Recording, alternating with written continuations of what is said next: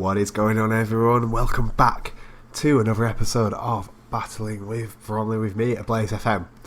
In essence, this is a 0.5 episode I promised earlier today. I've moved forward in time just so we can see and take a look at all the leagues. But first order of business, goal of the season. We won goal of the season. Now, in the game we won goal of the season, we got absolutely spanked. We lost 5-1. But Emmanuel scored one hell of a goal. I was going to fast forward all these matches to get to it. Here we go. Emmanuel with the goal of the season. A goal I forgot to mention to you, in all honesty. I forgot it happened. At the time I was thinking I should record it, but anyway, here we go. So, Dubious on this right hand side crosses it in, and Emmanuel just bicycle kicks it from pretty much outside the edge of the box and slots it home. Yeah, we lost 5-1, but that goal's worth 5 surely, so I'm going to add another point to our points tally for the season.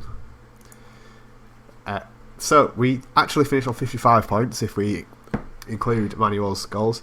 Let's take a look at the season. So going up this year, we have Cammy Rovers, who won the league. Grimsby Town came third, beating Lincoln in the final of the playoffs. Going down, we have Braintree, Torquay, FC Halifax, and Macclesfield Town. Surprisingly, with Torquay there, I'd have said they were going to stay up. Coming up from the Vanarama North, we have got Alfreton and Boston United, and from Vanarama South, we have got Hemel Hempstead and Ebbsfleet. Looking forward to playing both those sides next season. So if we look further at the leagues, in League 2, getting promoted by winning the league, Leyton Orient with 97 points. What a fantastic season they had. Second place, we've got Notts County. Third place, Plymouth and Portsmouth. Coming down, we have Bristol Rovers and Mansfield. 2 teams we will be playing next season. Now, I do like it when the first, second, third and fourth do get promoted from League 2. I feel like that's how it should be. If you come in fourth and you're just in the playoffs, I feel like you should get that promotion spot.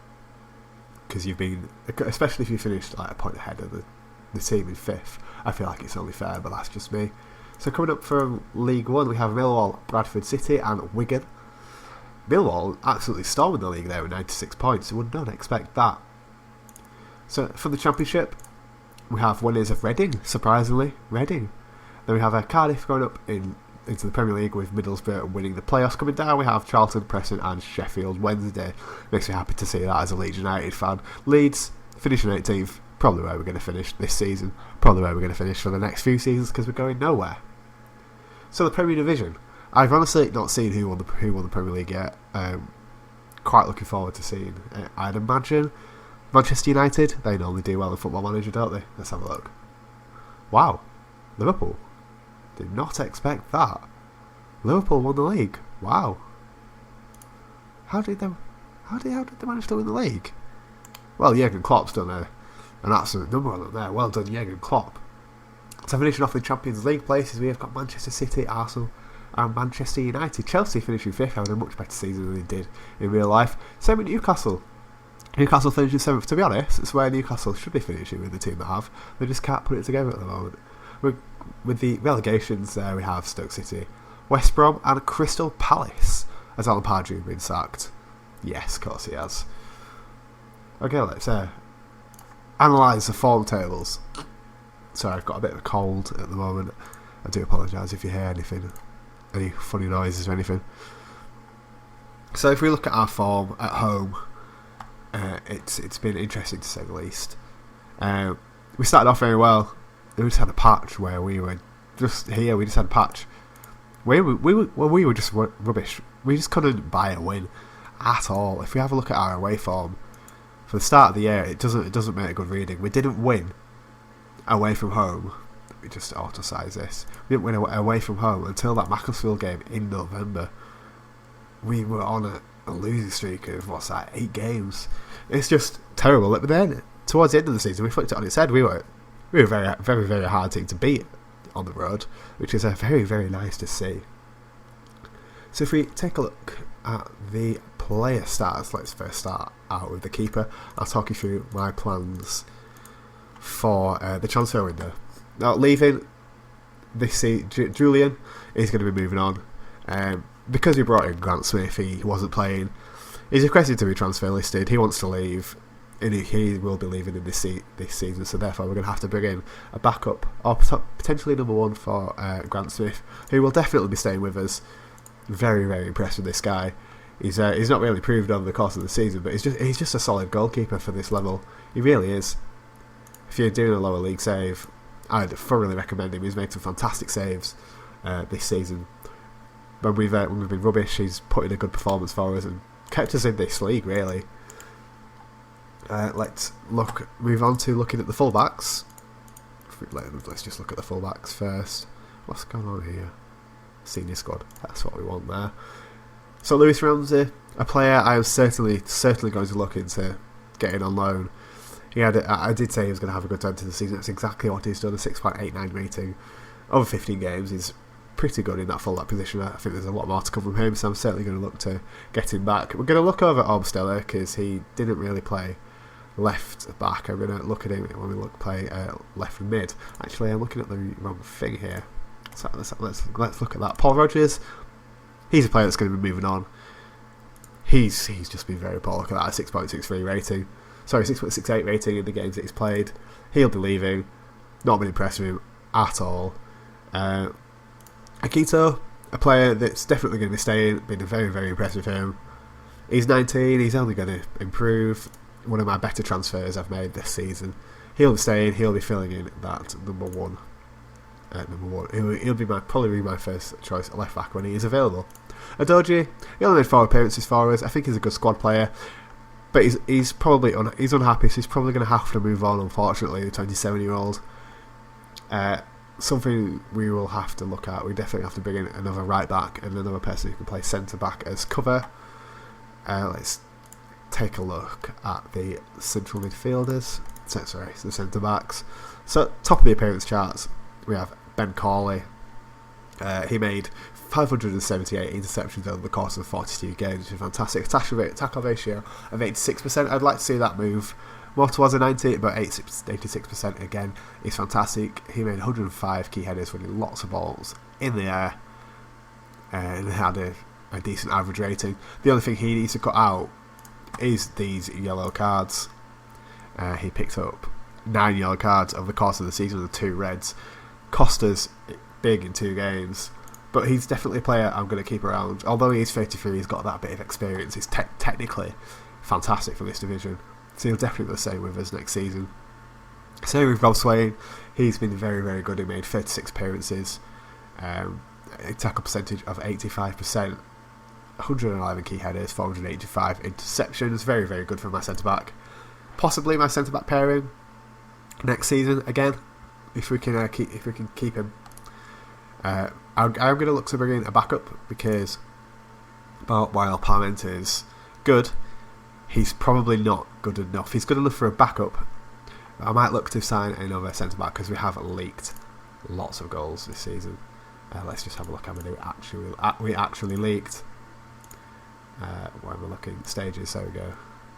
League table against we conceded far too many goals. We conceded 72 over the course of the year. There's just far too many. We're only scoring 59. We need to be keeping more clean sheets. I'm definitely looking to improve that centre back position. Adoji, we've already talked about him. He's probably going to move on because he's unhappy. Let's have a look at these central midfielders. I've done it again. Senior squad. There we go. So Lee Minsel, signed him onto a new contract. He will be with us until the end of next season. He's just been a good player for us. A 7.4 average rating. Why does it do this? Why has it changed? Back to this. I want to look at this. So he's made 123 key passes for us over the season. 383 interceptions. Been very, very key for us defensively. He's been very good. He covers lots of ground in the game, which is nice to see. But a good average rating. And he does love a dribble. I don't mind players liking a dribble. If we have a look at Max Porter, I said I had something to tell you about Max Porter, but I've since been able to address that. He wouldn't sign a new contract. He didn't think we were going in the right place, but I've secured him onto a 2-year deal. He will be with us next season. He will be with us in the future, and he's been a very good player for us this year. Good tackle percentage, likes to get in the middle there. He doesn't make a lot of mistakes, whereas Winslow does. He's got almost 100 key passes. Again, covers lots of ground. Just a good player. Prestige, possibly a player we're going to move on. He played. He's just not good enough. He's unhappy. He's out of contract. Probably going to be leaving. Vicini, again, another player. It's probably going to keep him around as a squad player, but that'll be about it. Alberic, very good player. Certainly going to keep him next season. When he played well. Lee Hendry, going to be moving on. He's improving at 39. Bloody hell. Don't agree with that. So let's move on to the attackers. Oh no, we need to look at the wingers. Sorry about that. So on the wings, Cook played very well. Didn't make many mistakes. Lots of key passes. Loves his dribble. 7.0 average rating. What can I say? Will be staying with us next season. His contract is up at the end of next year, but definitely will keep him around. Going to look to bring in a backup for him though. Just possibly somewhere with a bit of potential, just to bring on in those last few minutes. Julius, a player who I wrote off at the start of the year. I didn't think he was going to be very good, but when I did play him, he put in a shift. So he's probably going to get more play time next season. I'm certainly going to look to bring in somebody else on this right hand side. Possibly someone with a bit better than him, maybe a bit of pace, a bit better crossing, because crossing at 6 isn't very good. I normally like my wingers to come in and cross the ball in for the strikers. So there's an area that we're definitely going to look to improve, is that right mid position. Dennis, unhappy, wants to leave. Just going to have to replace him, someone that can play on both wings. I didn't play him. When I did play him, he was crap. That's exactly why I didn't play him, and then he was complaining that he wasn't playing because he wasn't putting in a shift, and then he didn't turn up for training, and then he was annoyed that I fined. He's just a player that... he's annoyed that I fined him 2 weeks. He's just a player that you don't need around. So I'm going to get rid of him. Simple as that. Let's look at these strikers. So the strikers, let's sort by goals. Where's goals? So Goldberg and Emmanuel, 24 and 21 goals apiece. Just what can I say, really?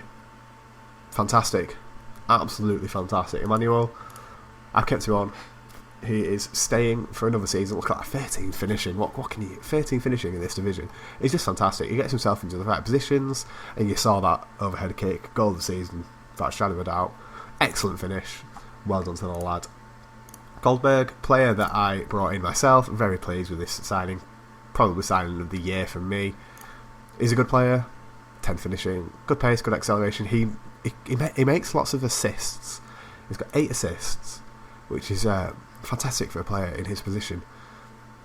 Same with Emmanuel. He's got 9 assists as well. They both assist off each other. Very good partnership. One playing as a deep line forward, one playing as an attacker. Ben May, player sent out on loan. He's not happy. I'm just going to let him go. He's 32 years old. He's paying him money. We just don't need him around. Just let him go, free of charge. Anyone who wants him can have him. I think he's actually out of contract. He is. We will be running his contract down, and he will be leaving us. So Afori, he had a big impact for us in this second half of the year. He's quick, decent pace, decent finishing, very, very good fitness for this level. He's a player that will always be fit, always ready to come on, and he can provide that spark that we need, which we're probably going to have to use next season if we want to do better. So let's have a look at Lippmann. Lippmann is a player who I have high hopes for. He's not playing much this season, but I'm hopefully going to phase him in next year. I just didn't give him a chance this year. I didn't think he was good enough with the players that we had. Possibly an oversight on my part, but he's definitely going to feature more next season. Golding, he's going to be leaving. I brought him in. He played 1 game. It was all my bad, but then again, we're not paying him wages. He's unhappy. He's going to be released at the end of the year. He just hasn't played. Moving him on. Alex Wall, he's going to be moving on as well. He wanted to leave, but has since said he wanted to stay. I've accepted his decision to stay, but I am going to move him on. We've just got better players to the side. He doesn't add anything to the team. Best to let him go. Can use those a week wages to bring in someone that is going to play week in, week out. And the board have increased my wage budget to £10,500. I think I can do a lot with that. Should be able to get better quality players in, and hopefully move up the division this season. I'm actually going to see if I can tell them to go pro. I'm going to see if we can get the board to go pro. See what they're saying. Nah, board are going to have none of it. I feel like we need to go pro to go up. So it might be a season of reaching the playoffs next year. And ideally, where I want to finish, last year is where I said I wanted to finish this year. I'd like to finish 10th. Promotion would be fantastic. I just don't know if we can do that with a semi-professional status. The fact that we can't bring in that top quality player will really, really hinder us. I don't think that we'll be able to push for those playoff spots, but we're certainly going to try. Certainly going to try and get in amongst the playoffs next season. I would like to move the series forward by getting promoted into the League 2, but if that doesn't happen, we will bring Bromley up. I will guarantee that Bromley will get to the Champions League. I can assure you of that. In this series, it might take me a bit longer than I expected. I expected to win promotion this year, if I'm honest. I expected to be in League 2 next year, have a couple of years in League 2, then move upwards. But if we move slowly, we move slowly. That's just the way the cookie crumbles. And if we have a look at finances, they're not great. I've been saying that quietly. They're not great. We just it's just a division we're in. We just can't attract the players that we need. So we're going to arrange some friendlies with the bigger sides to hopefully get some money into the club next season. A couple of things that I forgot to tell you about on the season that I am quite disappointed in myself that I didn't mention. This was Region Day, and we got this guy. He came through in our Region Day, and he's probably a player that we're going to look to potentially bring on the fringes of the team next season. I'm very, very impressed by this lad. Nobody's interested in him at the moment, so hopefully we can keep him for the foreseeable future, because I think he could be a big player for us going forward. He's got that 15 determination. For his age, he's very, very good mentally, and that 16 work rate, he will be able to get up and down. I'll be playing him as a box-to-box midfielder. Look at that. So he's got all the stats you need for a box-to-box midfielder, and definitely be playing him as a box-to-box midfielder when I move him into the squad. Another player that I forgot to say about. We did quite well with Region Day, to be honest. I haven't touched the youth facilities at all. I'll just show that to you now. We've still got basic youth facilities, average youth recruitment. But we still managed to get two pretty good players. A triple here. He's probably not good enough, but apparently he's got potential according to my assistant. Probably not good enough to make it into the first team, but he could be a player that we could rotate throughout the season. And then the final player we got is Gallagher. Again, not the greatest technically, but apparently according to my assistant, he does have potential. So that's probably going to do it for today's episode. Next episode, we will have the first game of the season and a roundup of all the transfers that I'm going to make. So if you have enjoyed today's video, please do not forget to hit that like button. And if you are enjoying the content on the channel, please do subscribe. This has been a Blaze FM on this very special episode. Signing out. Thank you very much for watching. Bye bye.